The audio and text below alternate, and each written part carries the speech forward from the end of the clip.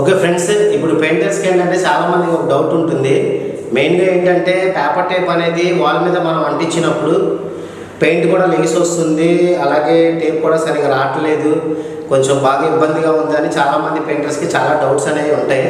So friends, మెయిన్గా మీరు ఏం చేయాలంటే పేపర్ టేప్తో మీరు డిజైన్ చేసేటప్పుడు ఒక 6 అవర్స్ కానీ 8 అవర్స్ కానీ డ్రైయింగ్ టైం అనేది మీరు వదలాలి.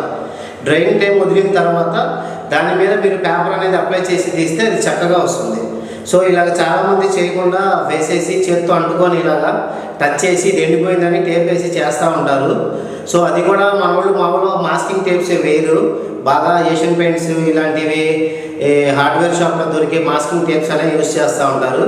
సో దానికి ఏంటంటే గమ్ అనేది ఎక్కువ ఉంటుంది, గమ్ము ఎక్కువ ఉంటుంది. సో ఇలాంటి యాబ్రో టేప్స్ అయితే మీకు గమ్ అనేది తక్కువ ఉంటుంది. ఒకసారి మీకు ఇలాంటి టేప్స్ కావాలంటే క్రాఫ్ట్ షాప్లో ట్రై చేయండి, లేదా ఒకవేళ దొరకలేదంటే మీరు అమెజాన్లో కానీ ఫ్లిప్కార్ట్లో కానీ బుక్ చేసుకోండి.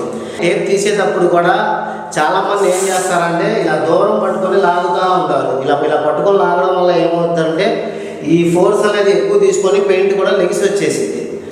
సో అలా జరగకుండా ఉండాలంటే మీరు వాల్ కనిపించినప్పుడు లైట్గా స్లోగా ఇలా దగ్గర పట్టుకొని లాగాలి, ఇలా దగ్గర పట్టుకొని లాగాలి.